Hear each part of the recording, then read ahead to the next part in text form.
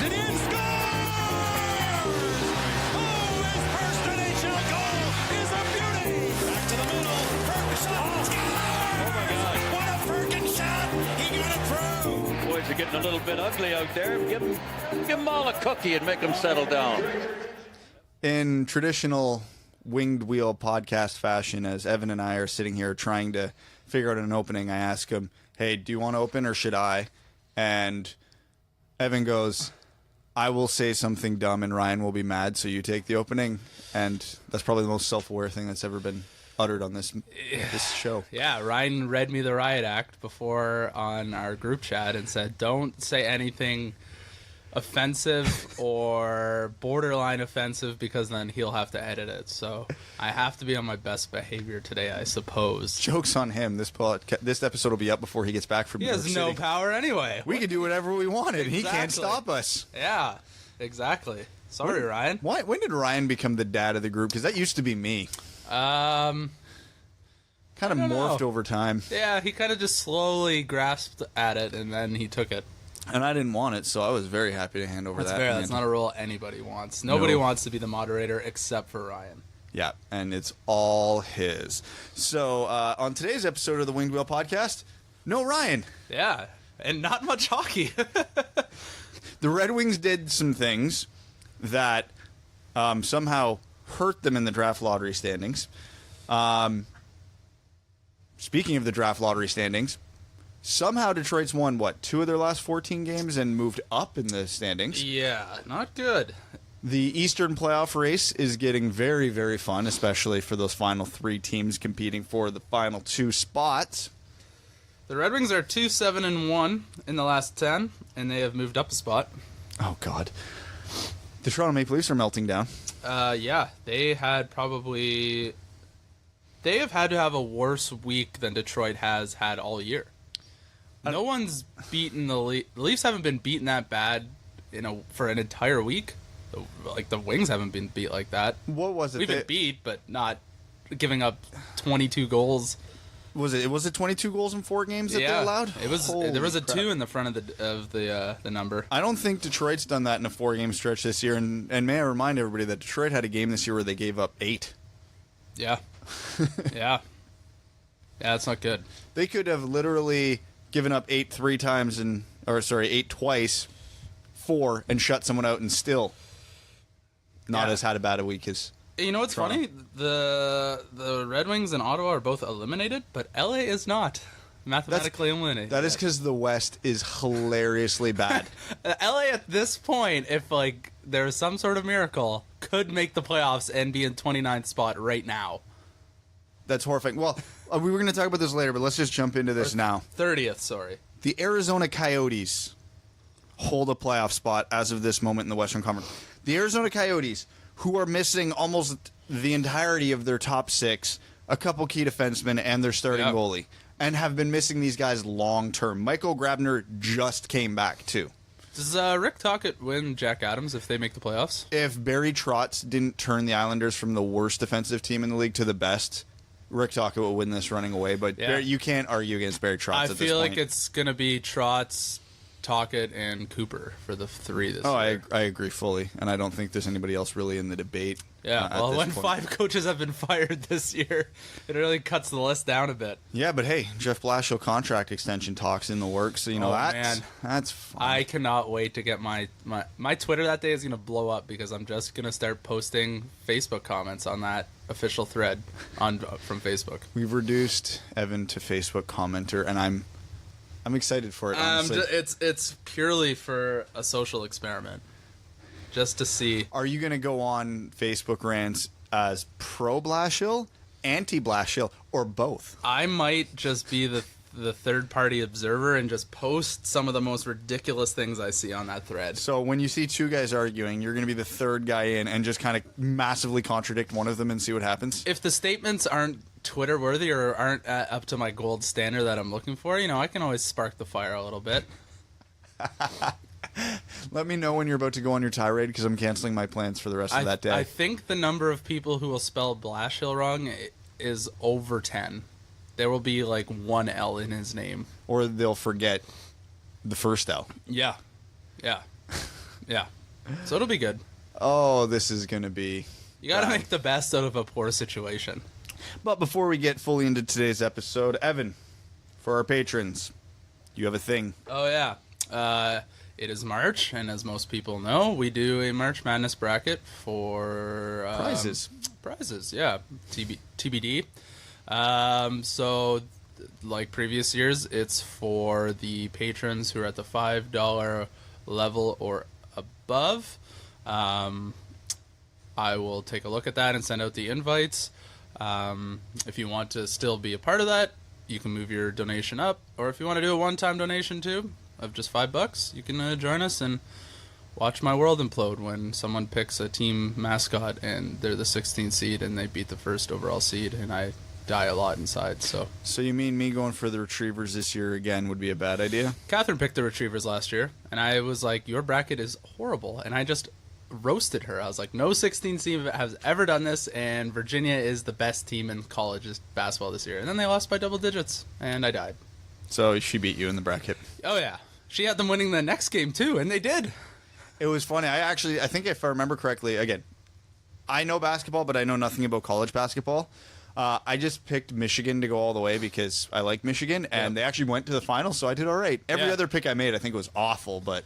Yeah, there's always, like, for me, it's always, like, one region is just completely red, and it's just like, well, that team was supposed to go to the finals, and now I'm out. Well, that's the problem with the bracket is if you get, like, 3 teams wrong in one division, you're done. Yeah. It doesn't matter. You're done. March Madness is easily one of the most exciting times of the sports calendar because all the teams are super close together in skill, and you see a lot more upsets than you used to, and it's super exciting, and I really enjoy it. And it's not that different from junior hockey in Canada. You have young, inexperienced players, and with young, inexperienced players comes mistakes. And with mistakes comes exciting sports. Yeah, you see those random Kitchener Rangers series where they weren't supposed to win, and they end up taking a series because it's just 16 to 20-year-olds who don't handle pressure like a professional athlete would. Did you see Kitchener's first-round playoff matchups established? No. Guelph.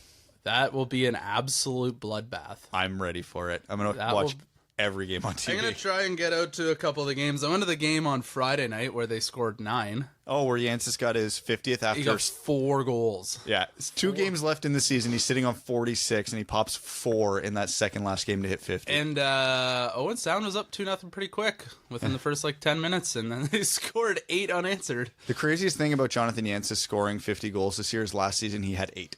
Yeah. Is he drafted? No. He's like a double overager, though, so... Oh, okay. Yeah. So, anyways, let's talk about the Red Wings, because we are a Red Wings podcast, right? Yes. Unfortunately. So, the game against the Islanders yesterday, Ryan Kuffner made his NHL debut. The first of the 2 NCAA signings from Kenny Holland. And he played 7 minutes and something seconds. So he might actually have potential if that's the amount of minutes he played. If he didn't have any shot of ever making this team, he would have been in double and a half. It means he might have some offensive potential, but might be not so strong on the defense side of the puck, so Blashill's having none of it. Yeah. No, to be fair, though, this was a kid who literally was playing with Princeton earlier in this week, signed his first pro contract, came to Detroit, I think had 2 days worth of practices before they threw him in the lineup. What a week. If there's ever a time where it's justified to play a rookie 7 minutes a night, that's the time. I'll cut Blashill slack on that one. So even 7 minutes seems like a lot given that guy's week. He was basically in a university less than 10 days ago. Less than 7 days ago. Less than 7. So Yeah. That's pretty wild. To then play 7+ minutes, what do you say? That's amazing. Well, even he's not making his debut till Tuesday against the Rangers, I believe they said. But Taro Hirose could not get to Detroit as quickly as Kuffner because the day after Kuffner left, Hirose had to write an exam. Wow. He goes to Michigan State, right? Hirose? Yeah. Yeah. Okay. Well, it doesn't really matter that much there. Can you tell where Michigan Apparently is? anybody gets into school in the United States these days as long as you have some insider trading. Oh, God. The NCAA school system and admission system, not that different from Canadian minor hockey AAA. Yeah. If you have wealthy parents, you're just in. Yeah. Anyways. Good times. So, I would love to sit here and on this episode give everybody a deep dive into Ryan Kuffner, but nothing much happened with him. He didn't look out of place. He didn't do anything dynamic. I will chalk that up to this is what we expected. Yeah, and I don't think we'll see much deviation or upward trend going forward. I mean, if he does, great, but I mean, I think he will be someone for the Grand Rapids Griffins going next forward. Season. Even though he's finishing, him and Hirose are finishing this season in Detroit, unless one of them absolutely lights the world on fire, I would expect both of them to spend the entirety of next year in Grand Rapids. I don't know if it's just a talking piece that is a formality, but I think it was either Ken Holland or Jeff Blashill said both of them will compete for spots next year. They say that every year. Yeah, I thought so, but it was still slightly surprising. Remember, also this year, Hronik, Cholowski, Sulak, Pickett, Zadina, everybody was fighting for spots, and how many of them actually stuck? Yeah, I guess it's... You don't want to say about a prospect that they have no chance of making the team, so you kind of just say things to say things. Now, they do have a leg up on everybody else who, like Veleno and whatever prospects might be competing for a spot next year, because they are getting this 10-game window to get a head start. So if Hirose comes in Tuesday and over the final 10 games puts up 4 or 5 points, he probably actually would be a front runner to make the team next year over a Veleno or whoever else, because he's shown that he can do it at the NHL level, right? Yeah, and even just having those 10 games played at this point, like 10 pro games, that's a lot compared to someone who has 0 or 1. And it was funny, even though he only played 7 minutes, not that I'm criticizing him, because it's absolutely to be expected, but there were a couple times where you could see Kuffner got the puck and like he turned or did whatever to make the play, and then he got knocked off the puck right away. So you could see he's like, right, everything's faster here. Everybody's stronger. He just didn't have that reaction time up to par yet. So, again, for both of them getting that over the next 10 games, they know what they'll need to focus on in the summer. Right, I got to be faster and I got to be stronger. Basically what everybody tries to do in the summer. Right? Except us, but, you know. Yeah. So, and the amount of light beers I crush in the summer is out of control. And we didn't even mention why or how Kuffner got in the lineup on Saturday, because a spot opened up, even on the power play, which is why Kuffner was on the power play, because Justin Abdelkader broke a bone in his foot, I believe, and is likely done for the season.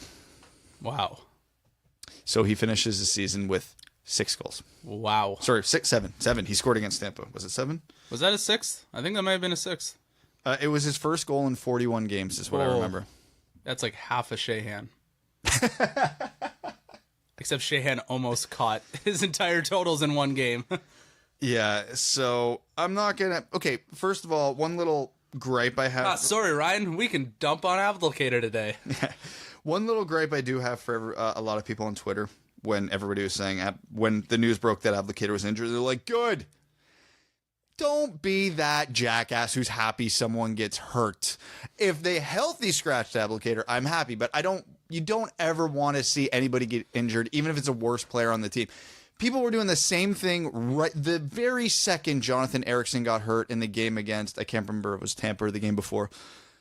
Don't do that. These are still people. Nobody here hates Justin Abdelkader, the person.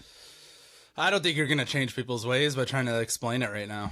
Yeah, we hate Justin Abdelkader, the contract. Yeah. Even maybe go so far as to say the player, but not the person. So you don't him and his wife have a newborn? Yeah. So kind relatively new, yeah. Yeah, parenting on one foot does not sound easy. I can barely do it on 2. Yeah. So yeah, enough of that garbage. But so yeah, anyways, back to dumping on him. If that is the end of his season, he finishes 6 goals, 13 assists, 19 points in 71 games, and $4.25 million richer. I would be very interested to see what his total time on ice is, and so actually, you know what? I would rank the team by time on ice and see what the point totals are for the other people who have similar TOI. Did you just do it? No. I thought you did. I'm not doing that on my phone. I actually just pulled up the team's actual leading point getters, and this is going to be one of the saddest seasons in Red Wings history, as it looks like only 2 players are going to finish above 40 points. That's not how you win at hockey. You need dynamic everywhere. Larkin's got 62. Athanasiou's got 44. And then after those guys, the 4 closest players to hitting 40 points are in order: Bertuzzi, Vanek, Mantha, Nielsen, who have 34, 34, 33, and 33 respectively. Holy shit. 10 games left. One of them needs to go on a real heater to get to 40 points. That's not good. That is less than ideal. Mind you, Bertuzzi and Mantha both missed a decent amount of time due to injury, so I know Mantha missed almost 2 months. But yeah, and it's so hard to get back in the swing of things after 2 months off. Like, he is looked upon to be a goal scorer, and it's very hard to get goal scoring again when you've been hurt. It's hard to score when you're healthy all year. Look at Applicator. Yeah, well, look at Larkin in the game against the Islanders. He wasn't bad, but he sure as hell didn't look like himself. Yeah, it's tough. It's super tough. Mind you, he had Darren Helm back on his line, so that didn't help anything. But yeah, we had, what was that game? We had this is one of the times I legitimately sympathized with Blashill and didn't want to dump over his lines too much, even though I did kind of throw some criticism out there. Because we had first liner Darren Helm, we had second liner Luke Glendening, we had third liner kid who was in college 6 days ago, and we had fourth line that barely qualifies as an AHL second line. Remember when we thought he was playing Darren Helm on the first line as a trade bait maneuver? God, we're dumb. That did not work at all. This was real. This was not some sort of 4D chess. No. But anyways, we can sit here and get into the negatives all we want, but let's get into a positive. There's a suck. No. We're going to stick with Detroit positives because there actually is one from this weekend, other than the fact that they had a close game against Tampa and beat the Islanders. Andreas Athanasiou had 2 more goals against the Islanders and now has 10 games to score 4 goals to hit 30 on the year. So him and Larkin That'd be pretty nuts. Him and Larkin are both within striking distance, and we have not had a 30-goal score since 2009. This is a nothing statistic in a nothing season. That means absolutely nothing, and it's like the only reason I'm watching anymore is I want Larkin and Athanasiou to hit it. So let's see if that's possible. We play the Rangers. Okay, Athanasiou's done well against them in the past. We play St. Louis. That's not ideal. We play Vegas. It's not ideal. We play San Jose. It's not ideal. Buffalo. Hey. New Jersey. Hey. Boston. Yeah. Pittsburgh, Buffalo. So maybe we have that one game where we get 4 or 5 goals somewhere, somehow, and it happens. Well, at least it's a narrative that's exciting to finish out the season. It gives us a reason to watch, which is honestly what I need at this point. And I don't mean to sound this like in a dickish, facetious way. I don't have any reasons left to watch this team this year. Sure, watching Kuffner and Hiroshi will be interesting. I don't particularly want wins at this point because Detroit wins 2 games out of 14 and somehow moves up in the standings. So that's just infuriating to me. But you need something, and Athanasiou and Larkin's chase for 30 is something. Yeah, I think the hardest part about being a fan of a weak team is how uninteresting their hockey games are. That even though they beat the Islanders, that game was the cure for insomnia. Yeah. You get the most boring defensive-minded team in the league going up against a team that's basically incompetent offensively outside of about 4 players at this point. The Islanders still outshot Detroit 44-25 or whatever it ended up being. At one point in the second period, it was 30-12, which was eerily reminiscent of an Islanders-Red Wings game earlier this year, which the Red Wings got that game to a shootout, and then they ended up winning this game. The Islanders, what are you doing? Fair warning, I'm also going to throw this out there before the playoffs start. I don't care who the Islanders play in the first round. I'm betting against them. Oh, yeah? Even if they win the division and are playing the Hurricanes, I'm picking the Hurricanes. Yeah, the Hurricanes are fun, though. The Hurricanes are fun. They curled for the Storm Surge. They're a bunch of jerks. Bunch of jerks. But the Islanders... Okay, so this is... I just remembered this is the one thing I wanted to talk about while watching the game yesterday. The Islanders are what Ken Holland should be watching right now. No shit. Not that I'm saying the Red Wings are as skilled a team as the Islanders, because the Islanders have a Matt Barzal. The Red Wings don't. But that all came through the draft. It did. But the reason I want Ken Holland to watch this is the Islanders, on paper, before the season, were going to be a dumpster fire. We were picking them for bottom 5 in the East comfortably. Their fourth line is eerily reminiscent to ours, but they score a lot of goals. They are the poster children right now for what good coaching can do. You can have an unskilled team and still do well with the proper coach. I'm not saying Barry Trotz would have brought the Red Wings roster to where the Islanders are, but they could be competing for a playoff spot right now. Obviously, in the long run of things, I understand the season playing out how it did is better. But if it gets back to those Blashill contract extension talks, even if you are on the camp of Blashill was handcuffed by a bad team, which he was. Oh, yeah. So was Barry Trotz. Watching that game again on Saturday against the Red Wings reaffirmed my opinion on that because the Islanders are not skilled. They are bad. Matt Barzal is fantastic. Anders Lee is great around the net. Pulak's underrated on defense, and Nick Leddy's pretty good. There's not a lot else there. Robin Leonard also put on an absolute clinic this season. Yeah, he hasn't played the last 6 games. I know. He's on my fantasy team. But yeah, I mean, it's hard to justify bringing a mediocre coach along. Again, I'm going to circle back to the point I made 2 months ago on the podcast where the arguments on Facebook and Twitter and wherever you go on the internet about Jeff Blashill falls into 2 camps. Pro Jeff Blashill, who blames a bad team on why he's got a poor record, and anti Blashill, who says the team is bad because of Blashill. And I'm going to sit here in the middle and say both can simultaneously be true. Yes, Blashill is not going to succeed with this team no matter what. Yes, he's not helping his case at all. If Barry Trotz comes to the Red Wings next year, obviously he's not. But if he did, I'm not going to sit here and say that the team's not competing for a playoff Why don't spot. we just say Joe Quenneville? Joel Quenneville comes, Detroit could be a fringe playoff team next year. If the Islanders, with that roster that they have assembled right now, were, I think, in the division lead as recently as this week. Yeah. They're only 2 points back, I think. Come on. Like Vegas last year, was the argument, but then looking that they're doing it again this year, still is kind of a really good argument for it, but I think the Islanders are an even bigger argument for it because the Vegas had the benefit of a lot of players having career years, and a lot of those guys are keeping it up this year, and they added Paul Stastny, Max Pacioretty, Mark Stone, et cetera, et cetera, et cetera. Horrible. But the Islanders, Anders Lee had a stronger season last year. Matt Barzal had a stronger season last year offensively, but they're in the division lead this year. Is that more of a symptom of the Metropolitan Division, though? I think it's a symptom of 2 things. I think it's a symptom of a more defensive system, and a weaker division for sure. I don't watch enough Islanders games to really make a comment, but I'll make a comment anyway.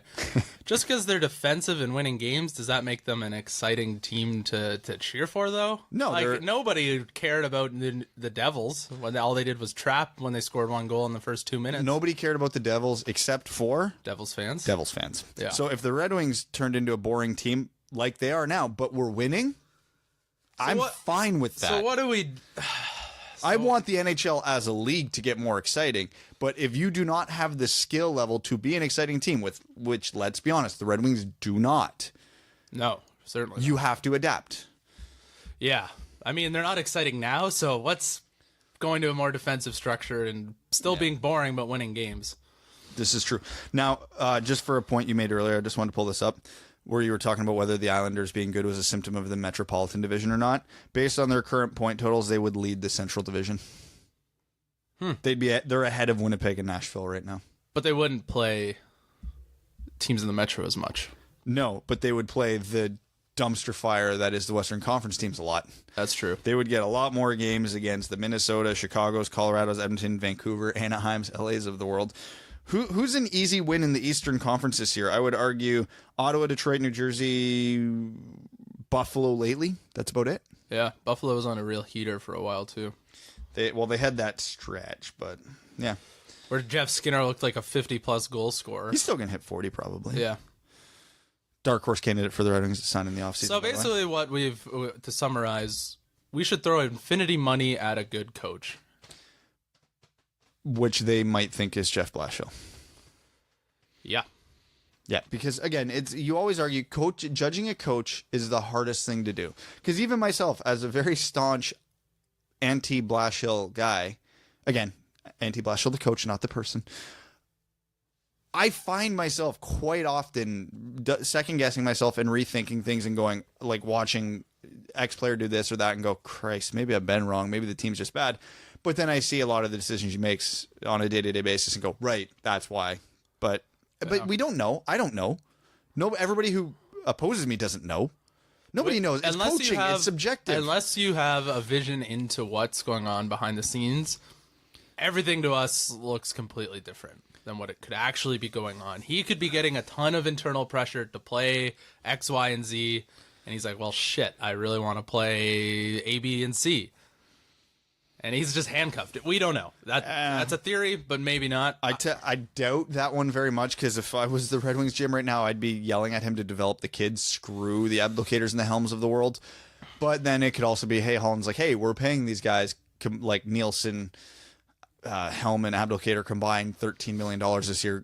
Get them out there. Yeah, it's all conjecture. We don't know. We don't know. And nobody will ever actually know, and anybody who says they know and have a definitive answer, I'll just grow a mustache and I'll go undercover. Yep, that's the plan. The only time I can ever definitively say whether a coach is doing a good or bad job is when you get a situation like the Islanders, and it's like, okay, nothing changed on the team, their roster got worse, and they skyrocketed in the standings. You either have a really bad team who overperforms, and you're like, oh, it's because the coaching decisions have elevated this team, or you've got a really good team who underperforms, and you're like, what the hell is this coach doing? It's very hard to measure the gray area where the team's not that good.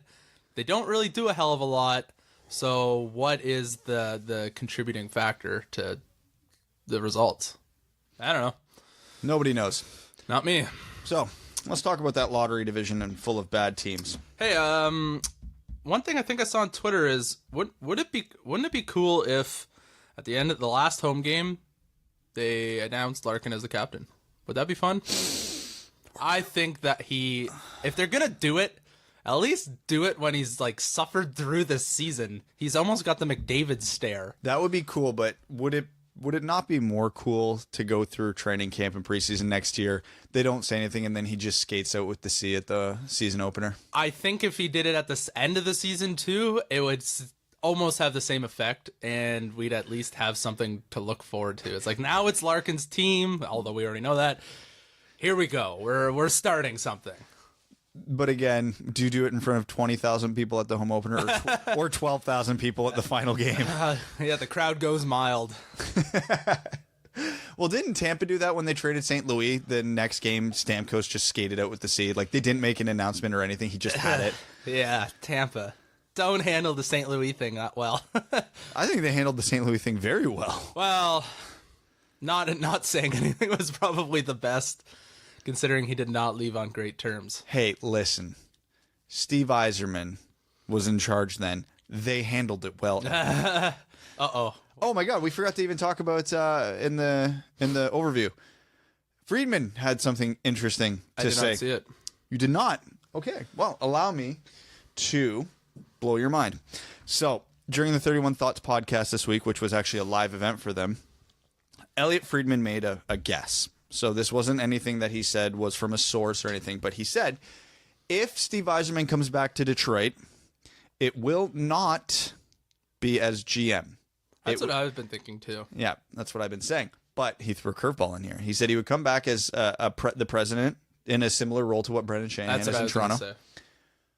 But he would be bringing Pat Verbeek with him as his GM.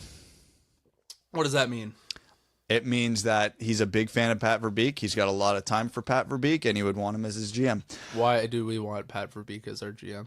I don't. If Steve Yzerman says he's good at what he does, I will take him at his word, because Pat Verbeek's never been a GM. He's got a fantastic scouting record over in Tampa. So, but what does that mean? Okay, that's all fine and dandy, but what does that mean for Ken Holland? That basically kills both positions I would put Ken Holland in. So on the same podcast, Elliot was talking about how over in Edmonton and their GM search is going on. They're going to be talking to a lot of people.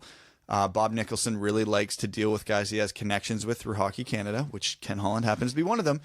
And in a similar situation, they were talking about not bringing Ken Holland as the GM, but bringing him in as the president, and then having him teach Keith Gretzky the ways of being a good NHL GM. I don't know about that. These are all just nothing was substantial. Elliot himself said, do not take these as anything, but the fact that he said it all is interesting. The one thing that really caught me off guard, that, because a lot of people are saying that's just Elliott throwing crap at the fan, which it might be. Hell, that's all we do on this podcast. But saying Yzerman would come in a president role and bring Pat Verbeek, and he's mentioning him by name, that seems a little too specific to just be a guess. Yeah, that's like, there's a lot of details in that. Exactly. And again, there's still a ton of time that might not entirely be true. Things can happen. Ken Holland might veto the whole thing. Chris Ilitch might veto the whole thing. Do not take this as we or Elliott is saying this is going to happen. But just with how specific it is, I can't think there's nothing there. Yeah. Other than putting a timestamp on when it's happening, those are a lot of details. And again, there's no guarantee that happens this offseason, even if it does happen. Because Ken Holland is still under contract next year, and Chris Ilitch would have no reasons to jettison Ken Holland into the sun based on the job he's done over the last 3 years. That being said, Ken Holland's contract is up at the end of next year, and maybe that's when Verbeek and Yzerman, or just Yzerman, or whoever parades in and takes over. There is a lot of moving parts right now, and this could go 1,000 ways, but damn, did that not intrigue me a little bit. I think I'm getting to the point where I see Yzerman less and less as the GM and more of someone who takes control of the organization from an operations standpoint. Instead of the Shanna plan, it's the Yzerplan. Yeah, and I'm completely okay with that. I really think we need somebody with some new eyes running the show, and I think that would be more of an ideal situation than just having Yzerman as the GM and Ken Holland being like the president of hockey operations. Well, before that report came out, my honest to God guess as to what was happening was Yzerman was going to come in as the Brendan Shanahan of Detroit and be the president of hockey operations, but Holland was going to remain as GM.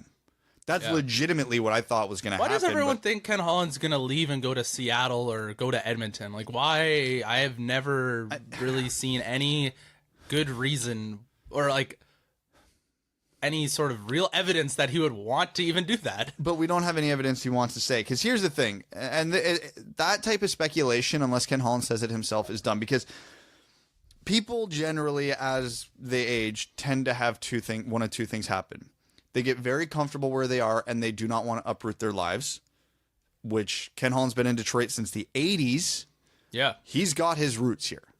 He is probably very comfortable in his life. Or the inverse happens where people tend to get bored of their situation and they want to switch it up and go to something new and exciting, which would then drive Holland to Edmonton or Seattle. Have you seen our hockey team? There's nothing exciting. But he would have a Connor McDavid in one of those markets.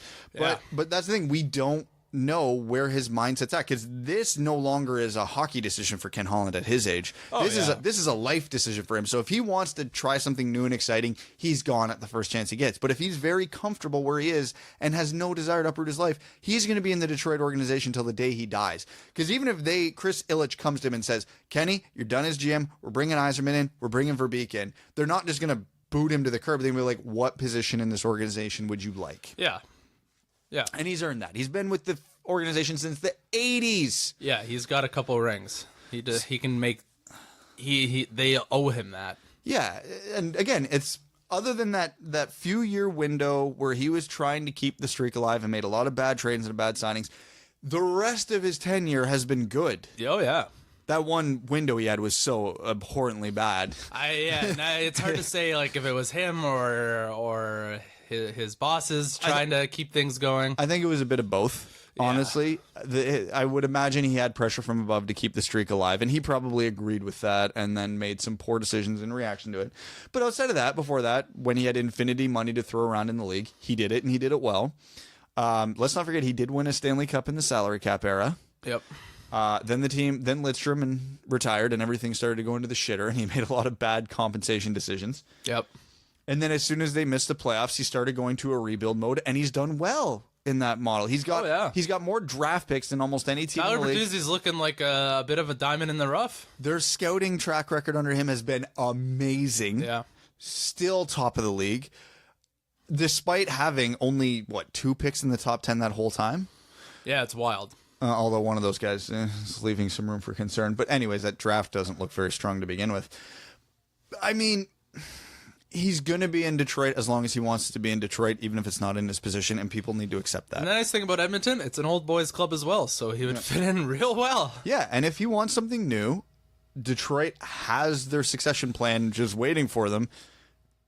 The cards are stacked well for Detroit, moving forward from a managerial executive standpoint. They are not hurting in that capacity. And the thing is, even though we're going to speculate on this, every episode between now and July 1st, we don't know what's going to happen.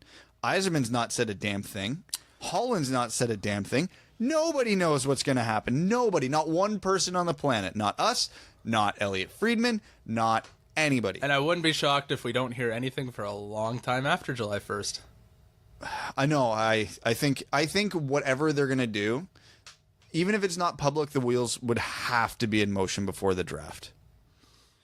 You can't have if Ken Holland is leaving the organization and they know he's leaving the organization July 1st, you can't have a lame duck GM running a draft in free agency.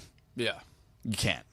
That's just the reality of it. So even if it's just he steps down, Ryan Martin or Draper take over for a couple of weeks until Yzerman or whoever's out from the contract. I think we can handle the draft aspect for sure. It would just be the other aspects of being a GM that would need a real GM to handle. Yeah, it's going to be interesting. And I'm not going to say excited, but I'm curious. I'm intrigued because this is one of the few Detroit things this year the entire league is watching.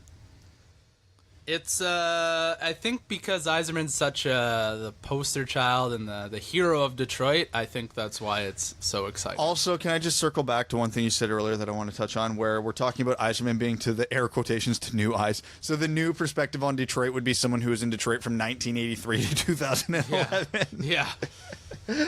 And I'm okay with that. So anyways, while we're now that we're done talking about the Red Wings on a positive note, let's talk about the Leafs on a negative note. Oh, I can go on for days. Have at her, my friend. Oh, you know what? I don't even really care about the Leafs. I love watching their fan base crumble. I love I turn on TSN and I see the Leafs giving up ample goals every night. That makes me happy. It's not just that they've been getting pumped the last few games. God damn it, Brad. I got it. Stupid Sportsnet app. It's not just that they've been getting pumped the last few days. It's that it's been against non-playoff teams. They beat Philly 6-5, but the non-playoff Flyers still put 5 in on them. The game before that, it was Chicago. They went down 5-0 to Chicago, a non-playoff team. They ended up making a game of that and lost 5-4. Yeah. But then last night it was a pièce de résistance. They get 6-2. They get pumped 6-2 by the Ottawa Senators. The Ottawa, that's inexcusable while they still had Stone, Duchesne, and Dzingel. They got pumped without them. Yeah, Garrett Sparks, not ideal. Okay, legitimate question to any Leaf fans who watch this podcast, because admittedly I haven't been paying a ton of attention to Toronto this year. But I feel like every game I've watched Garrett Sparks this year, or saw a game where Garrett Sparks played, he's gotten lit up. What is going on there? Where's Curtis McElhinney now? Carolina? Doing very well. Is he their backup? Him and Mrazek are kind of platooning right now. Oh, okay. Yikes. Speaking of goalies doing well, where a team regrets getting rid of him, Mrazek's been real good lately. Yeah, well, those are the choices we had to make. Hey, but so was Jonathan Bernier yesterday. Anyways. Oh, God. Is Toronto going to get booted in the first round again? Well, they'd play Boston, who looks real good right now. I mean, Toronto and Boston have both played 72 games. Boston's got 95 points. Toronto's got 91. Toronto's actually got more regulation or overtime wins and a better goal differential. But Toronto's also been imploding lately. The last 10 games of the season are where you find what kind of form a team is in. And for Toronto to be putting gasoline in the dumpster right now, it is not good. I've heard from a lot of players, though, that momentum doesn't exist in the playoffs. It might not be momentum, but your mindset, your mentality, you can say you look one game at a time, but if you're terrible for the last 10, 15 games, That means something. That's a trend. Yeah, yeah. You know, if you go into the playoffs with a bunch of losses and giving up 5 goals every game, like, you obviously remember that. And Boston looks good. They have some serious confidence right now, and confidence is everything, especially if you have home ice advantage. Well, Brad Marchand literally did the McGregor walk after his OT goal. Oh, yeah, McGregor was in attendance. Oh, that's such a boss move. This gets me back to the point we were talking about a couple episodes ago where the NHL needs more Brad Marchands. They need that kind of swagger. Oh, I know. They need it. Yeah, it's fun seeing people with personalities, regardless if people hate them or not. The golf world has their evil guy in Patrick Reed right now, and I love it because it gives you something more than to be like, yes, I hope this guy wins. It's like, I hope this guy loses and doesn't even make the cut. I love that about golf right now, and I wish hockey had more of it. But the heels need to win in order to make the losses feel good. Yeah, it's so true. Having a Marchand on Boston, having a Subban on Nashville if you're pro or anti-PK, it's good because they're doing well. It gives you rooting interest in the playoffs. Again, we're in the heart of Leaf country, so my favorite team is the Detroit Red Wings. Any given night, my second favorite team is whoever's playing Toronto that night. Yeah, and you know what? If momentum means nothing, then take Toronto over Boston in the first round. If that means nothing to someone, take Toronto over Boston. But Boston's been so injured this year. I know. We haven't really seen them firing at full capacity yet. And they're still second place in the division and 4 points ahead of Toronto now. And also 19 points behind Tampa. Well, I mean, yeah, that's nothing against Boston. That's just Tampa is literally amazing this year. So Tampa's got 10 games left, and if they win 8 of them, I think they break Detroit's all-time wins record. What's Tampa's schedule looking like? It doesn't matter. Yeah. They're expected to beat whoever they play. They have, so 2 of those games are Ottawa and Montreal. Well, Montreal's fighting for a playoff spot, so they might be motivated at least. They finished with Toronto and Boston. Tampa will probably be resting. They play resting. Boston twice. And they'll probably be resting players in those last couple games, so I doubt they get it. But yeah, oh man. Speaking of personalities, do you want to talk about the bunch of jerks? Because I feel like not a lot of people are mentioning that they've been in a playoff spot for like a couple weeks now. Yeah, God, heaven forbid they have some fun, and it keeps fans in the seats until the end of the third period. There's basically those. So the 2 wild card spots right now are basically between Carolina, Columbus, and Montreal. Pittsburgh's relatively close, but they've been pulling away. Actually, wow. Carolina's only 4 points behind the Islanders. Interesting. But anyways. Yeah. They have a game in hand on Pittsburgh and 2 points back. So Carolina's got 11 games left at 85 points. Columbus has 84 points with 10 games left. And Montreal has 81 points with 10 games left. Basically, those are the wild card spots, and it ain't looking great for Montreal at this point. They've lost a lot of critical games, and they're 4-6 in the last 10. Well, they got shut out by Chicago last night, which isn't ideal. By the way, thank you, Corey Crawford, for getting me a shutout this week when I haven't even been paying any attention and haven't set my lineup, and it doesn't matter. Yeah, I had him this season. I dropped him because he got concussed, and I was like, well, his season's done. I had Jake Allen, so that just became useless. Yep. So, yeah, I don't know. This as awful as the playoff race is in the West, of just a whole bunch of teams trying to trip and fall into the playoffs, the East is going to be legitimately fun.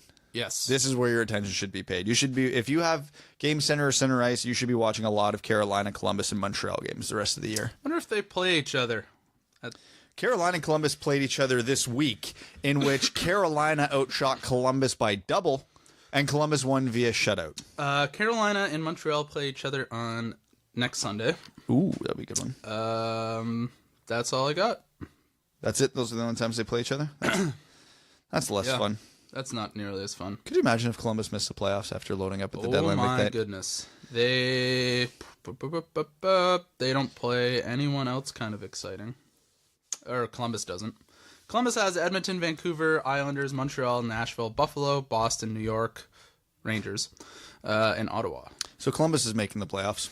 Yeah, unless they go on an absolute mess of a final 10, 11 games, you would think they make it. Yeah, Columbus is making the playoffs. I think Montreal is going to be on the outside looking in when it's all said and done.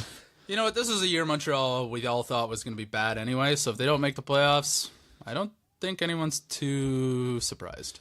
Yeah, but then they hurt the draft pick. They'll probably win the lottery. Who are we kidding? Hey, yeah, Colorado going to get the first 2 picks. And then Montreal will get pick 3, and Detroit will pick 6, despite being awful. Yeah. Yeah, good times. God, I hate the lottery division. Detroit has a worse goal differential than Ottawa? How? That's what happens when you give up 8 goals. Although I'm sure Ottawa's up there. They also put up 6 on the Leafs last night, so Yeah, that's that true. helps. There's 14 goal differential right there. Gross. All right, anything else you want to talk about before we get into overtime? No. Honestly, it feels like not much has happened It's been, well, since the Thursday. things that have been happening, it's just not relevant to us. It's just the playoff Yeah. races for, teams who are enjoying hockey right now. Must be exciting. All right, so let's head into overtime then. First questions are going to be read out from our Patreon patrons. Remember, every patron gets their questions read out every Sunday and midweek episode guaranteed because they're a patron. So make your voice heard, become a patron, and throw in your questions. So I hope I'm in the right thread here. So first question goes from Jeff Chen. He says, guys, is it me or is Zadina fanning far too many one-timers? Seems like it happened on almost every game he played. Any thoughts? I'm going to chalk it up to nerves. Yep. When you get into the NHL, you try to make an impression, you squeeze your stick a little bit too tight, and you can tell he's playing a little uptight, which isn't always a bad thing, but in terms of timing and rhythm, it doesn't help you any. Yeah, I wouldn't look too much into it in 9 games. Yeah, it's a small sample size. He'll be fine. Hey, his first NHL goal came off a one-timer, so, Yep. He's got that going for him at least. All right, next question is from Garrett TV. Hi, guys. I'm very impressed you've made this far without Ryan. Same. No, Ryan just keeps us on the rails. Yeah. We can handle it some days. A couple of prospect questions. What do you think of Ryan Suzuki? He's projected to be drafted anywhere from the low teens to the late first round, and in many cases there are 7 to 8 centermen above him, 3 of which play on the US NTDP. If he's somehow available early in the second round, is he a guy we should target? Apparently, he's a very shifty playmaker, perhaps lacking physicality, and is also a bit young, but seems like he could be a steal as a late first, early second. Sure. I really like what little I've seen from him, and secondly, how do you effectively evaluate lots of top talent coming from the same team? The NTDP has too many top prospects to count, but if we rightfully critique certain guys in the NHL for being propped up by teammates, cough, cough, abdicator, cough, how do we evaluate this from a stacked pool of same team prospects in a draft? Cheers. All right, Garrett, so let's talk about Ryan Suzuki first. I like Ryan Suzuki more than a lot of people. I have him as a mid-first rounder. I don't see a reality in which he slips to the second round unless he's Joe Veleno 2.0. Suzuki is one of the most gifted passers of the puck and playmakers in the draft. He has a very high-end hockey IQ. The drawback to him is his talent level. His just raw skill isn't as high as the guys who are ranked above him. This does sound eerily similar to Joe Veleno, but at the same point last year, I liked Joe Veleno a lot more than I like Ryan Suzuki because of I felt Joe's hockey IQ was higher, but they are similar players. Again, playmaking centers with high-end skating. Suzuki is guilty of trying to do too much at times, and he played for a very bad team this year. So I know a lot of people are starting to come off his bandwagon. I still think it's early for that. But he's definitely dropped a few pegs in my rankings this year, just not as far as others. Now moving on to the NTDP question. It's tricky because, again, as much as we want to say Abdicator as the example of being propped up, he was bad with great players and without great players this year, so it doesn't matter. What you have to pay attention to is how do they do in the games where other key players are injured or they're playing on a different line. The poster child for this year has been Trevor Zegras because he spent most of the season with Jack Hughes. You have to look at the few games where he played on a line that wasn't with Jack Hughes, and he did fine. This is where, now, when I do my prospect evaluations, I lean on stats a lot. It's not my be-all, end-all, but stats do tell a story. I've seen a few very interesting arguments about Cole Caulfield this year, where some people like Matthew Boldy more than Cole Caulfield, et cetera, because you look at Boldy and he looks like a more dynamic player, but Caulfield's just putting up way more offense. In an instance like that, I tend to favor Caulfield because hockey IQ to me trumps everything else. And if he's producing, he's doing something that Boldy isn't. But when a guy like Zegras is playing with a guy like Hughes, this is one of those times where you have to watch the skill set. Yep. Is he producing offense, or is he just standing there and cleaning up what Jack Hughes does, or is he just giving the puck to Jack Hughes and letting Jack Hughes do his things? You have to pay attention to each play individually. Who created the play? Who drove the play? And even on the plays where Jack Hughes goes for a lap and Zegras just finishes it, watch the nuances. Was that a play anybody else could have finished? Was Zegras in the right spot? And most players wouldn't have known to go to that spot, therefore not giving Hughes the outlet. Scouting is impossible because there's so many little nuances to the game of hockey that you have to pay attention to that other sports don't have. Like baseball, it's easy to scout. Not easy, but easier. Can he hit? Can he throw? What are his numbers? It's almost impossible in hockey. Again, circling back to Ryan Suzuki. Ryan Suzuki is playing on a god-awful Barrie team this year. Is that a pro for him that he still produced, or is that a con? Because he wasn't able to prop the team up himself, and he didn't have anybody helping him. It's hard. So you can't, there's no set formula. There's no set way to scout a player. You just got to make your best guess based on what you see and what the numbers state. Yeah, it's basically looking at who is an impact player and who is the beneficiary of an impact player. And evaluate and make your best guess that way. Yeah. All right, next one is Chris Cannell. I can't wait to see just how off the rails this episode will be without Ryan to keep Brad from ranting about the Bills or Linkin Park's hybrid theory, which is a classic, by the way. Joke's on you, fools. We actually kept it on the rails this episode. Bite me. I love you, Chris. Thank you for your support. Anyways, for some reason, I'm very interested in the Sens' current downfall and the events leading to it. Someone should do an in-depth case study on it. Also, I feel like there's this narrative that Jack Hughes has peaked or stopped producing. He is at exactly 2 points per game. Where do you think that narrative is coming from? Okay, I'm glad you mentioned this because I actually did want to talk about this today. Because on Sportsnet's latest ranking, they had Capo Caco above Jack Hughes now. And their reasoning was they were comparing him very favorably to Jesperi Kotkaniemi, Patrick Laine, and a couple of the other recent Finns who have come out of the Liga where Caco is destroying it right now. Do Jesperi Kotkaniemi or Patrick Laine right now strike anybody as first overall picks? No, so I don't know how that's justification to put him above Jack Hughes. Jack Hughes' numbers have actually improved as the season got on. I think the first half of the season he was just under 2 points per game, and now he's just over 2 points per game. He produces equally against NCAA opponents as he does USHL opponents. There has been nothing in Jack Hughes' game to signify regression.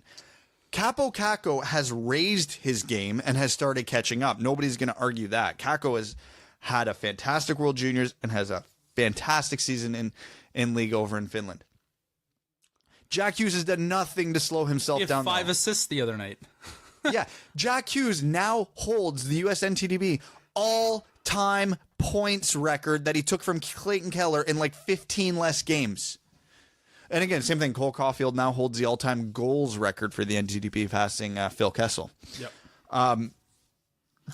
This whole conversation about Jack Hughes regressing is silly. He's improved as the season went on.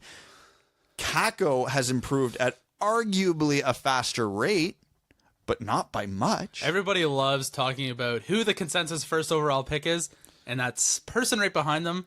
Oh, can he go first? Like, what's he done lately? And he has like a good, he's trending upward, and people are like, oh, like it's not as, the gap isn't as far as people think it is. And I think it's more just talk and conversation than anything substantial. It happens every year, basically. Every year. Remember, there was a point where Jack Eichel might have went ahead of Connor McDavid until those last few months. It's not frustrating because I get it. And it's not a knock on Jack Hughes because it's just how good Capo Caco's been. But there's been nothing I've seen that has even made me consider bumping Jack Hughes out of first overall at this point. No. This is the lose for Hughes draft. Yeah, it's just conversation. Try to make the draft a little bit more interesting. Try to create some storylines that probably don't even exist. Whoever gets the first overall pick, I think we all know who they're going to take. All this is just a credit to how well Capo Caco has played this year. Exactly. That's all it is. All right. Next question from Lonnie Zone. Hi, gentlemen. It's times like these, based on the current state of the Wings, when the podcast becomes an essential part of life. That one set of footsteps in the stand is the podcast carrying this fan through the last weeks of the season. Aw, thank you. So, thank you for that. Also, Evan's Vanek joke, it's not actually in slow motion, had me barreled over laughing. In listening to your offer sheet discussion, it got me thinking. Would you trade the last set of players acquired with those picks for the player? So would you trade 4 first-rounders, Zadina, Rasmussen, Cholowski, and Svechnikov, for Marner? Because I think that's a more reasonable way to measure it rather than stacking the player up against the best possible outcome for all those picks that would be returned in compensation. Curious your thoughts, and keep up the great work. Thanks, Lonnie. So my short answer is, would I trade those 4 players specifically for Mitch Marner? My immediate answer would be no, but it's close. I would very much consider that. Yeah. Again, Rasmussen and Svechnikov are players you can very much stomach to lose, and it's not going to impact your team in any significant way. Cholowski right now is looking to be a top 2-3 defenseman on this team, which they don't have a lot in this of those in the system right now, and Zadina could still become an elite 30-40 goal scorer. I don't think any of those players individually is going to catch up to Marner, and even if you just look at Zadina plus Cholowski, their value combined might be close to what Marner's is to the team, but I would absolutely consider that. But here's where your point is a little misleading. We picked Dennis Cholowski 20th overall. We picked Evgeny Svechnikov 19th overall. We picked Michael Rasmussen 9th overall. Right now, I would bet money on, at the very least, the Red Wings' next 2 draft picks being lower, like higher picks in the draft than any of those 3 players. Oh, yeah. If you told me right now that we were going to sign Mitch Marner and we were giving up picks 6, 9, 19, and 20 to get him, I'd probably do it. Yeah. But that's not realistically where the Red Wings are going to be picking with the next 4 picks. It very well might be 1, 5, 12, and 19 on like a good progression. If you've got a ton of ELCs and you're at the point where you're moving into draft purgatory, I think that's when you start to think about that option, like giving up 4 15th overall picks. Hell yeah, I'm doing that. But to give up top 10 picks for 2, 3, maybe 4 years, I don't know. I don't think I'm doing that. Even just looking at the next 2 seasons, obviously Detroit can't give up this pick, but man, if I can't even do that knowing that there's a 20% chance or even a 15% chance the Red Wings get Alexis Lafreniere. I can't. Yeah. Even beyond that, like the 2020, the top right now, I'm going to say the top 4 to 5 of the 2020 draft is looking very strong between Lafreniere, Lucas Raymond, Alex Holtz, Quentin Byfield. Hell, even Cole Perfetti is getting in that mix. Jamie Drysdale. I could not risk giving up a top 5 pick in that draft. It's tough when you know you're going to be in the top 10 for at least a few years to really think about giving up 4 firsts. Like, if you do this, you are certain that the players you acquire are going to bring the Red Wings into a playoff spot next year. And that answer is a no. So if you're going to offer sheet Mitch Marner and sign Erik Karlsson and buy out Trevor Daley or Jonathan Ericsson, and and you're pretty confident in the steps that Zadina, Hronek, and Cholowski will take next year, maybe that's still that's a big boy play. That is a hell of a lot that has to go exactly right just to even maybe make the playoffs. And let's not forget, that's high risk, and I don't think high risk is in the vocabulary of the Red Wings organization. And let's not forget, the Red Wings got into the position they're in because for a few years there, the goal was just to make the playoffs, not to win the cup. Yeah. Your goal is to win the cup, make the decisions that will win you a cup 10 years from now versus make the playoffs 2 years from now. Yeah. If that's the way you got to do it. Yep. But I love the point you made up there by actually taking 4 legitimate, tangible pieces to see what the value might look like. All right. Joshua Bazura. Hey, boys. Considering that hopefully a good draft, some nice and one really nice free agents, Blashill's contract ending, let me dream right, Yzerman floating around like a specter of hope over Detroit, and some prospects getting looks at training camp, what would you consider to be a successful summer? What would you consider to be a failure? Personally, I think at least one of Hughes, Kakko, Q, Yzerman, Carlson, or at least Myers don't end up in Detroit, then it's a failure. There's way too much on the table to stand pat right now, even if the odds are against any of those things happening. It's the GM's job to beat the odds sometimes. Curious to see who reads the questions today. Hope you two can survive each other without Twitter's favorite host there to keep you in good line. Keep up the good work. All right. That Twitter poll is bullshit. I didn't see how it ended, but I saw I was losing by a lot It's all very pretty, early on. I think you and I were a point percentage away from each other, and Ryan was like 6 ahead of us. So we all know that's just fake news. It was bribery. Yep. It was a biased poll, and I hate you all. Anyways, so to consider a successful offseason, it's tricky because you can't do anything about the draft.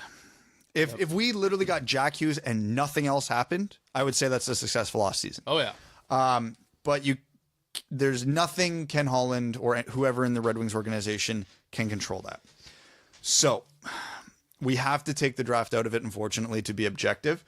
I don't really care if the Red Wings make a big free agent signing because, again, as I've mentioned, it's either you get superstar or nobody. Even a Tyler Myers, I would not consider a successful for offseason. So what I'm going to hinge this on is going to be simple. No bad signings. New coach. Okay?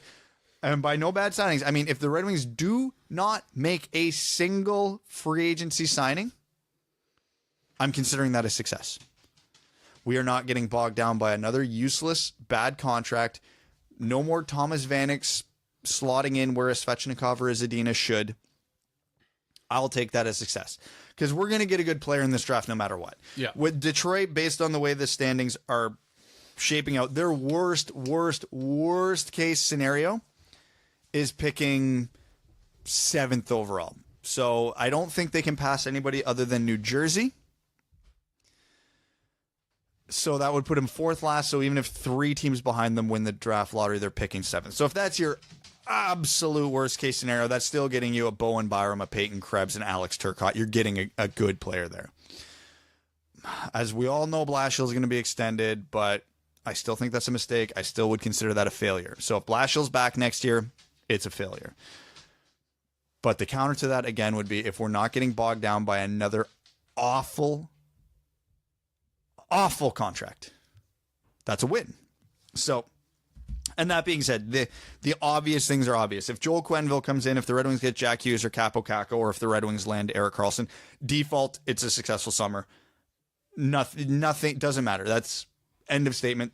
Any one of those scenarios, it's a win for the summer, as long as the organization doesn't do something catastrophically stupid to counter it. So, again, I'm going into this offseason with very low expectations. We'll see how that plays out. There's not a lot to go on there. So, did I do a pretty successful job there of everybody not realizing that Evan left actually for a couple minutes there? Oh, God. Large coffees, what can I say? There we go. All right, next question. Rowan. Greetings, equal runners-up in the recent WWP popularity contest. Maybe if you'd won, it could have been you in New York instead. Anyways, we will revisit this again in the future because it was overshadowed by elite sniper Darren Helm scoring his 100th goal. Of course, it was a shorty because he is also an elite penalty killer, and when I say elite penalty killer, he has twice as many shorthanded goals as he does power play goals in his career. Crazy good. Well, I mean, if you don't play on the power play. But anyways, happy to see he was then rewarded and went back to being an elite top liner, Darren Helm. And in the win versus the Isles, hopefully he stays there all next season as well. Jerseys time. Favorite OHL jersey? That one the Kitchener Rangers did this year for oh God, I can't speak. Remembrance Day. It was the ones they always wear. Their thirds, it was like a navy blue with like white, and it had like and a the dove gray on it. yeah. I think. Let me see if I can find it. It was filthy. It was. Well, that being said, the Kitchener Rangers third jerseys, the red with the soldier on it, are my favorite by a lot. But that's going to sound very homerish that the two of us picked Kitchener. So if I had a non-Kitchener opinion, there's a lot of really good ones in the OHL. This one. That one was disgustingly nice. There's a lot of really good jerseys in the OHL because junior teams aren't afraid to experiment like NHL teams are. I really love Guelph's black, burgundy, and white. I really love. A lot of people hate it, but I actually love the battalion jerseys. Oh, really? Yeah, the military type jerseys. I really like Sault Ste. Marie's. Nobody. They're the Red Wings jerseys with stars. I know, but it looks good on a junior team. No, it does. It does. It very much does. I really like London's green and gold. I don't mind them. I don't love them. There's a couple things, minor tweaks I'd make to the jersey, like put an actual logo instead of just where it says Knights and get rid of the piping. And I think you got something there. What are the ones? I'm not going to waste too much time on this. There's a few I hate in the OHL, like Windsor's are offensive. Yes. Hamilton's are offensive. And then there's a bunch of others. Sudbury's are underrated. I like those. Yep. Ottawa's Barber Pulse, always a fan. Yeah, classic. The Ottawa 67s jerseys are so ridiculous. I'm a fan. Yeah, Yeah, definitely.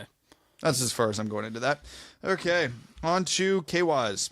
What's up, dudes? I'm going to go ahead and say that after watching yesterday's game, it's hilarious that we actually win some games. Bernier actually had a really nice game, and for a good portion of the season, he's actually been a passable backup, agree or not. Agree. I'll actually say over the last 2 months, he's been really good. Yeah. As good, if not better than Howard for a lot of stretches in that time. Yeah. Which is good because we have him for 2 more years. So that makes me happy because he was real bad the first half of the season. Oh, yeah. Side note, I've been thinking about getting a new jersey since my white Nyquist one is now kind of obsolete. Suggestions? Steve Ott. Pick someone young who's going to be here for a while. Because Let's get a Bertuzzi. There you go. I would go young but safe. So Zadina. Larkin would be your obvious one. Cholowski, Hronik. Bertuzzi's probably pretty safe. I would definitely say Athanasiou, but God knows what's going on with management and him because I personally own an Athanasiou and I have no regrets. But yeah, someone along those lines. Or go right out of left field and just preemptively get a Joe Veleno. Yeah, sure. Why not? Roll the dice. Anyways, with playoffs coming up, which team do you think will make a surprise push? And who will surprise in the playoffs itself? Well, who will surprise in the playoffs? Because, yeah, it's kind of hard to say any surprises in the push because the East is pretty obviously down to 9 left. And with only 10 games left, I think it's too late for anybody beyond that to make a push. Yeah. Same within the West. I think you've got your 9, the teams in the playoffs plus Minnesota maybe. But if we're actually talking about what's going to happen in the playoffs itself, surprise teams. I will go with Columbus. Would that be a surprise at this point, though? I'd be surprised if they make it. Fair. I'm gonna say Dallas. Yeah, there's a team who should be doing a lot better. Elite top line. Now when Zuccarello returns, they'll have a bit more depth on offense. And Ben Bishop, who's quietly having a Vezina caliber season. So I'll always bet on a hot goalie. And right now that could be Ben Bishop when he returns from his minor injury. Yeah. I agree. Other than that, I don't think, and none of the divisional seeds right now I would really say would be a surprise. So you can't pick any of them. I was kind of teetering between Dallas and maybe Carolina, but I don't trust Carolina's goaltending enough to confidently say that. Yeah. All right, Joseph Fournier. Hey guys, interesting take on tanking teams last week. I think one of the problems with tanking in the current NHL is the level of parity. It makes for more competition at the top of the standings as well as the bottom. I like to see 3 things happen. First, no more loser point for an OT loss. Award only 1 point for a shootout win. This will prevent teams from hanging on for the guaranteed OT point. The second idea was floated on Twitter. Cap the number of times a team can place in the top 3 in the draft lottery during a 5 or 7 year span. This will prevent teams like Edmonton from ruining career after career and hopefully force smarter rebuilding decisions to be made. Last, make the draft lottery eligible only for teams eliminated from playoff contention after 75 games.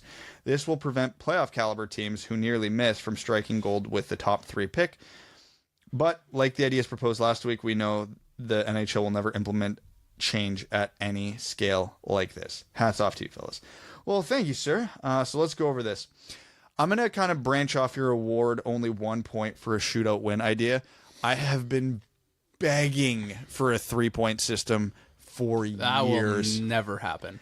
But 3 points for a regulation win, Oh, it makes so much sense. 2 points for an OT or a shootout loss, 1 point for an OT or shootout win. So give them the extra point for winning in regulation. What about if we just did 2 points for a win, 1 point for an overtime or shootout win, and 0 for losing? Isn't that what he suggested? I don't know. Award only 1 point for a shootout win. Oh, there was a lot of options there, and Yeah. I didn't remember that. That was his first one. Yeah, I prefer that to the current system, but I think ultimately the 3-point system solves most of the problems. If teams are getting 50 points in a season, I think it would look really bad for those teams that suck. And I think they wouldn't go for it because they're like, well, if we've got 30 points halfway through the year, nobody's going to come to games and we're not going to make any money. In the 3-point system, that alleviates that. Yeah, but Because you're still getting your loser point. Way too progressive for the NHL. So then if Detroit still is at like 80 points, but Tampa's at 170. Yeah, that's way too progressive for the NHL. As for capping the number of times teams can win the draft lottery, a 5 or a 7 year span, 100%. I'm here for it. Yes. Or if you get the first overall pick, the highest you can draft the next year is 4 or something. The only counter argument I will have to this is in a situation like Edmonton where they're legitimately trying to win, is just sheer and utter incompetence that are preventing him from doing it. Could you imagine right now if Edmonton was not allowed another top 3 or top 5 draft pick or whatever it is, and everyone else would be happy except for Edmonton, but their fan base would be sitting in purgatory for like a decade because of it. They would be permanently rebuilding. And then the last point, I get where you're coming at on that one, and it's better than nothing, but I'm not a huge fan of the capping it. If you're going to do something like that, you kind of have to open it up for the chaos, or else it's not going to be fully effective. There is no perfect system for this that it makes everybody happy. Because there's only going to be a handful of teams eliminated before 75 games, so while I get what you're saying is if they know that they're going to be picking top 3 no matter what, it kind of takes that urgency away. You have to give them that urgency, be like, hey, if 5 games from now, Florida's going to be coming, so you better get a running start. Yeah. Right? So I'm a fan of that. And it says we have one more comment here from Connor Jagger, but my app is not opening it. So let me, Evan, talk while I pull it up on my computer behind me. Should I do the Ask WWP Twitter ones? Do it, and I'll pull it up on Okay.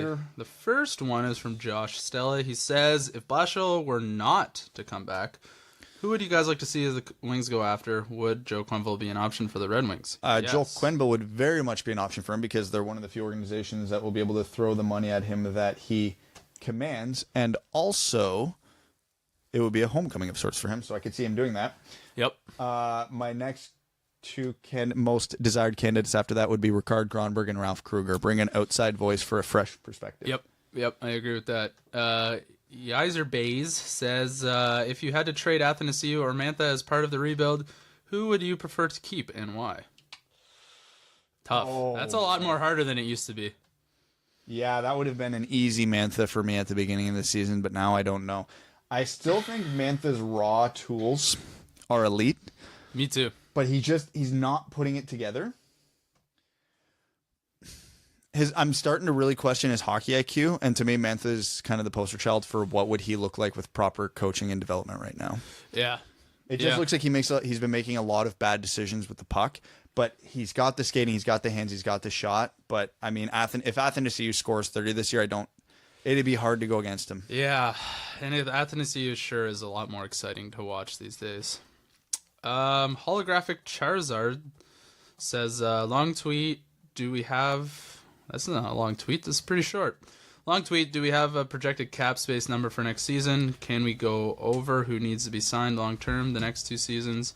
Also, if we picked 5, would whoever at that spot not be a starter off start? Okay. This is not much English. Okay, so why is it bad for Cornwall to be number 6, 7 so he gets 1,000? Okay, so first question. Cap space right now, it's the cap for this season was 79.5. That's projected to go up to I don't know if they've released the exact number, but I think it's about 82 to 83 million next year. I believe. Don't quote me on that. I know they were talking about using the escalator, but what was the next question? Can we go over who needs to be signed long-term the next 2 seasons? Long-term for Detroit? I guess, yeah. That would be Bertuzzi, Mantha, Athanasiou, because all their contracts expire at the end of next season. Also, if we picked 5, would whoever at that spot not be a starter off start? I don't know what that means. Okay. I think that means, are they going to be on the roster if we pick at 5 next season? Would they be on the roster? If we were picking 5, no, I don't see a single player in this draft outside of Hughes and Kakko who I can confidently say will be in the NHL next year. Okay, and then it said, is it bad if Cronwell's just the 6th or 7th D-man so he gets 1,000?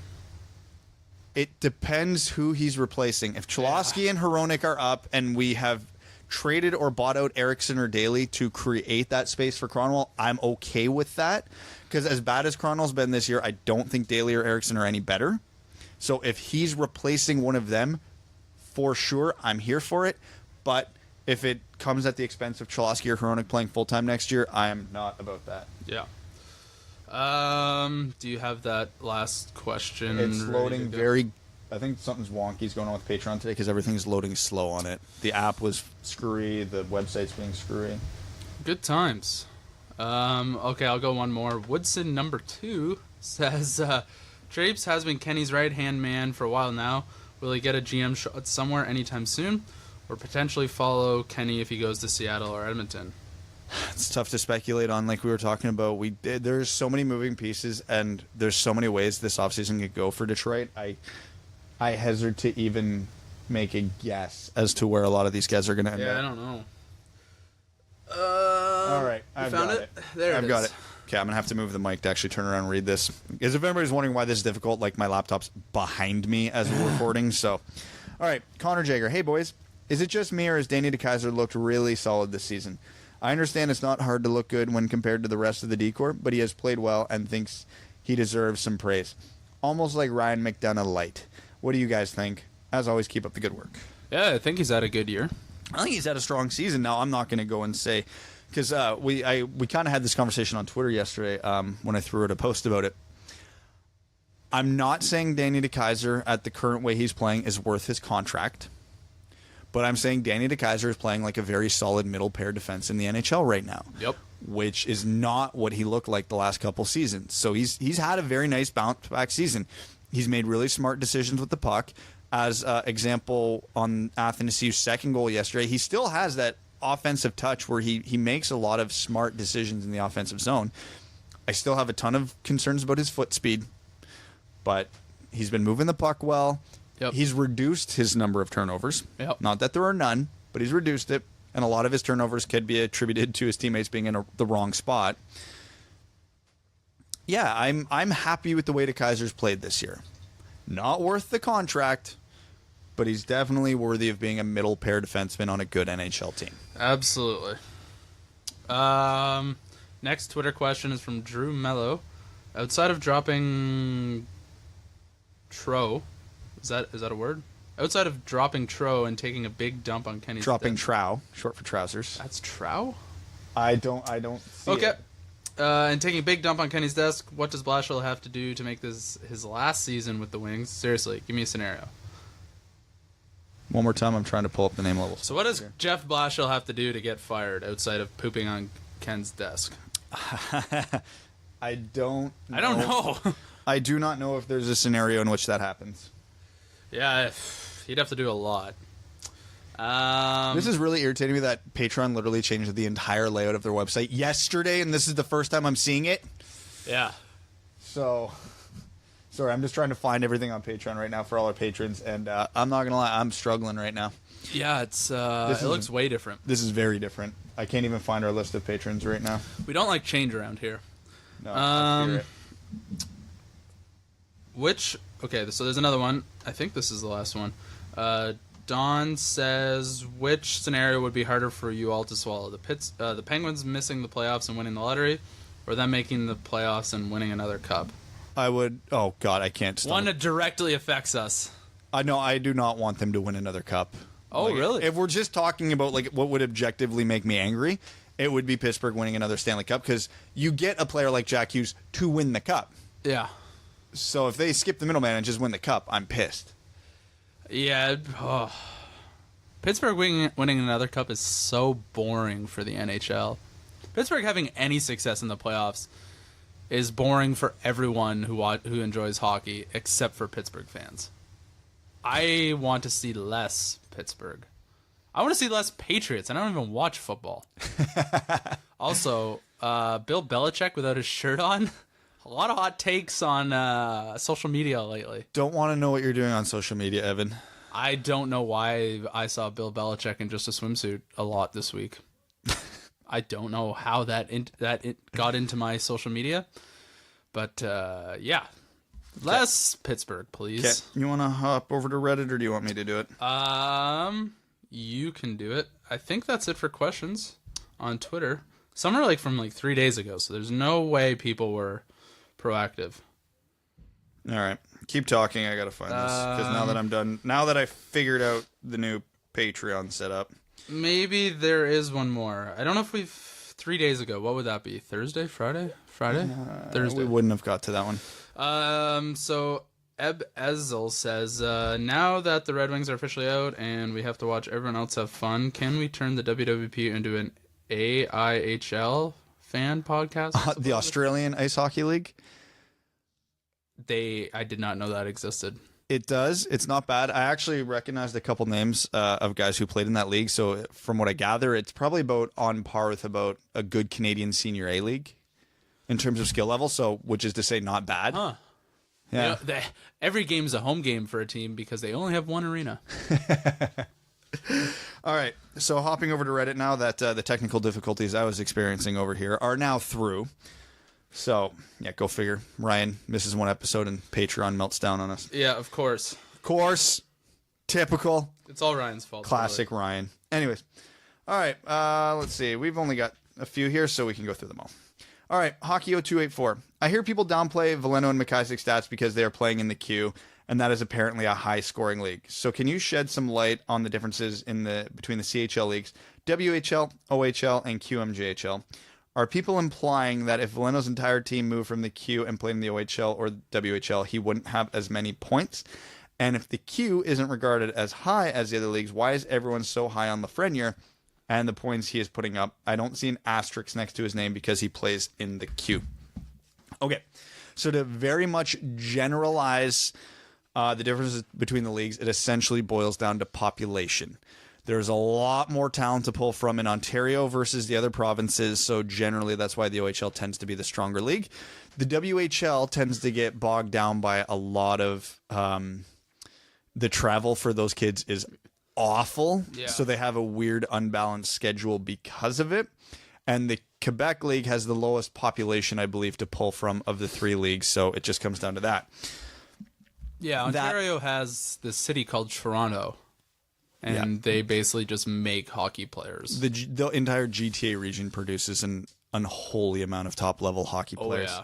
Well, what's the GTA? That's got to, the total area's got to be close to 10 million people now. That's like a third of the population. Even of Canada. We're starting to be considered part of it. And we're an hour away from and the we're another core. 500,000 people. Yeah. So that's a large reason for it. That being said, when you're judging players, everything is relative. So when I look at how good Lafreniere or Veleno's doing in the Q right now, I do not look at the raw numbers and go, oh my God, they hit 100 points, they must be elite. Lafreniere's a 17-year-old who's third in QMJHL scoring against guys who are 1, 2, 3 years older than him. That's what important. Makes him elite. He is light years ahead of everybody else his age, and he's putting up very similar numbers in the Q as to what Sidney Crosby did at the same age. That's why people are high on Lafreniere. Again, same thing with Joe Veleno. Joe Veleno has players in the Q a year and 2 years older than him, yet he has the best points per game in the entire Q. Yep. Same with Jared McIsaac. He's the same age as Joe Veleno, and he leads the Quebec League in goals for defensemen. Everything is relative. So, yeah, the Q is, generally speaking, the weakest of the three leagues. And it doesn't mean that the top-end teams aren't good. The Katie Bathurst Titan won the Memorial Cup last year, so the Quebec League currently holds the Mem Cup because it just takes one very stacked team. So what's happened this year in the Q is the top four teams are just toying with the rest of the league, but Joe Veleno plays on one of those four teams. So if his team transferred to the O, they would do just fine. So when you're judging a player in a weaker league, look at his stats relative to his peers. Because if Joe Veleno was just like near the top 10, top 20 in scoring, I wouldn't take it as much. But the fact that he's already over 100 points, despite missing 3 weeks for being away at the World Juniors, and the fact that he leads the queue in points per game, he's the best player in that league this year. Yeah. That's what it breaks down to. So that's why the hype train on him is so high.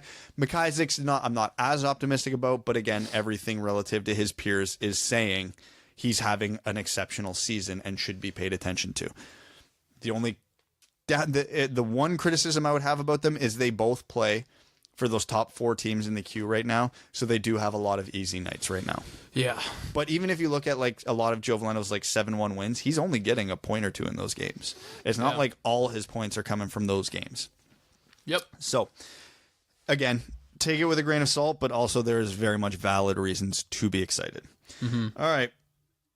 Trigidi, probably pronounced that wrong.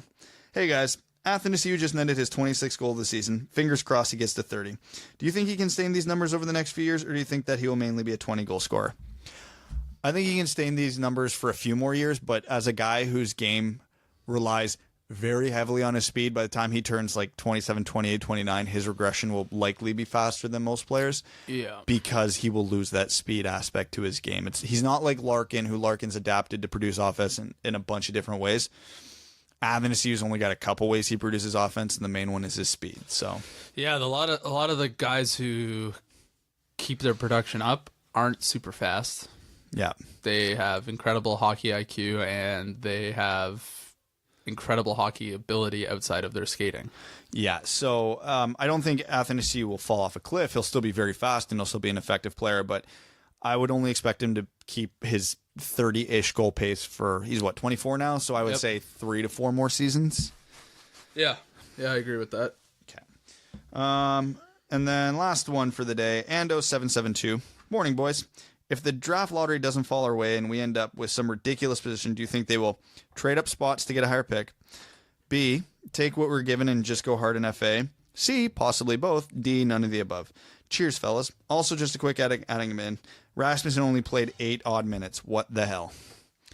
Blashill just doing Blashill things on that last point there. So, Evan, what do you think? If the Red Wings pick, let's say, 6th. What was the question? Sorry. Okay, so let's just say the draft lottery doesn't go the Red Wings' way and they pick 6th or 7th. Oh God, kill me now. Trade up. Just take someone at the pick and go hard in free agency. C, both. D, none of the above. Honestly, I would, if we are not in the top 5, I want us to trade back and take Spencer Knight. Interesting. Seriously. I think he is going to be a stud. And, you know, we may have a lot of goalie prospects, and everyone's like, oh, this guy could be our next starter. Spencer Knight would be our starter. We don't have any more questions about goaltending. That settles it, and I don't like using a first-round pick on a goaltender, but when everyone is in consensus of saying this kid is going to be someone special, and goaltending is a huge part of the NHL, I would prefer us to trade back and take him. Hey, Philip Larson just got named the NCHC All-Rookie team. And I've never heard anyone say that he's going to be an all-star goaltender in the NHL. I've said it's possible. I don't trust your opinion. No, so to me right now, Detroit's biggest immediate need is a top 6 center. Yeah. And the top 10 in this draft is loaded with them. So I think the Red Wings, wherever they're picking the top 10, they're just going to make the pick. And unless they're picking 2nd or 3rd, in which case they'd probably take a real long, hard look at Kakko or Podkolzin. I think they're going to take a center. So I think they would just pick whoever they're going to pick. I think they're going to take runs at some big names in free agency. So I think my best answer here is B with a little bit of C. So they're going to take what they get, and then they're going to try and grab a guy in free agency. Yeah. I like to just make something a little different, throw out another possibility. All right, so that's the end of this episode of the Winged Wheel Podcast. I would go through all of Ryan's spiel exactly as he says it, but honestly, I don't ever pay attention to him while he's doing it. So I will just say thank you to our patrons, namely our name-level sponsors, which I was finally able to find on the new layout, which is Sean Levine, Chad Hirestack, Sky Carcass, Arjun Shanker, Clayton Van Dyken, Mike Reed, Langabeer, Derek Shippert, Kalen Wood, Charlie Elkin, Stan Olson, Ryan Lewis, Dan Bell, Hannah Lee, and that's that. If I missed anybody, I apologize. This new layout is screwing with me. Don't forget to follow us on Twitter at Winged Wheel Pod, at Brad Crisco, at Evan, at Hockeytown Evan, at Ryan Hanna WWP, and Facebook, Instagram, all those other things. We're everywhere now. The website landing page is there. It's not done. We've got a temp page up, but that's coming soon. And don't forget to let us know if you are coming to the pregame meetup in the April 6th game against Buffalo. Let us know. We are going to be booking that table, room, whatever we're going to need based on the turnout in the next couple hours. So if I need to call back and adjust the numbers, I need to know that ASAP. So keep your eyes peeled to the website and Instagram and Twitter and Facebook for any more information on that. And if you want to be in our March Madness bracket, $5 and up gets you in. Please don't pick a 16 seed unless you like golden retrievers.